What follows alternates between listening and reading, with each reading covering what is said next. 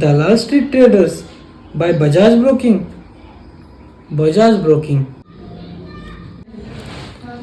आईला यात तर सगळेच प्रॉफिटेबल आहेत. पैसे कमवायचे म्हणल्यावर मला पण असंच काहीतरी करावं लागेल. पण पैसे कुठे आहेत माझ्याकडे?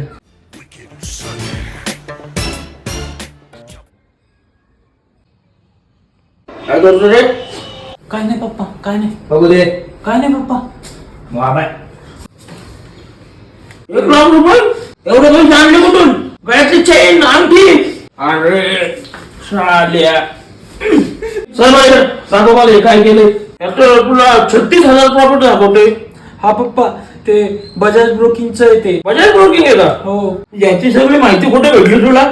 अहो पप्पा, फेसबुक वरती मी बघताना ना एक Dalal Street traders by Bajaj broker अशी एक ऍड दिसली होती मला. तर त्या ऍड वर मी क्लिक केलं तर मला एका व्हॉट्सअप ग्रुप मध्ये त्यांनी ऍड केलं.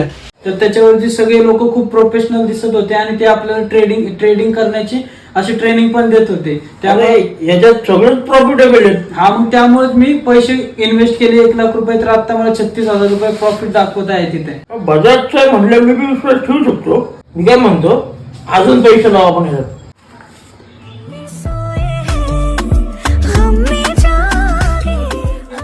अरे ते चिंकीच्या शाळेत आपल्याला फी भरायची, ते आपले पैसे बघ काढून. हा पप्पा. झालं का रे? पप्पा होत नाही. हा, होतच नाही. होत नाही. ते ग्रुप मध्ये जा बरं. तो ग्रुप मधनं बी आपल्याला बाहेर काढले. अरे नमस्कार मित्रांनो, मग तुम्ही पाहिलंच की या लोकांनी आपल्या एका छोट्याशा चुकीमधून आपल्या जीवनाची संपूर्ण संपत्ती गमावलेली आहे. जर तुम्ही कुठे इन्व्हेस्ट करण्याचा प्लॅन करत असताल तर मार्केटमध्ये भरपूर फ्रॉडर्स आहेत की जे बजाज ब्रोकिंग यासारख्या नामवंत कंपन्यांचे नाव घेऊन मोठे मोठे स्कॅम करत आहेत. जर तुम्ही काय असं इन्व्हेस्टमेंट प्लॅन करत असताल तर कंपनीचे credentials, official website, phone number आणि ऍड्रेस हे व्हेरीफाय करून घ्या. आणि इन्व्हेस्टमेंट करताना फक्त रेग्युलेटर प्लॅटफॉर्म वरूनच इन्व्हेस्टमेंट करा. आणि इन्व्हेस्टमेंट करण्याच्या अगोदर कंपनी सेबी रजिस्टर आहे का नाही हे नक्की चेक करा. जर एखाद्या ठिकाणी तुम्हाला low risk and high returns दिसत असेल तर हा स्कॅम आहे. तर मित्रांनो, जर तुमच्या सोबत असा फ्रॉड झालेला असेल तर तुम्ही सायबर क्राईम हेल्पलाईन नंबर 1930 यावरती कॉल करू शकता.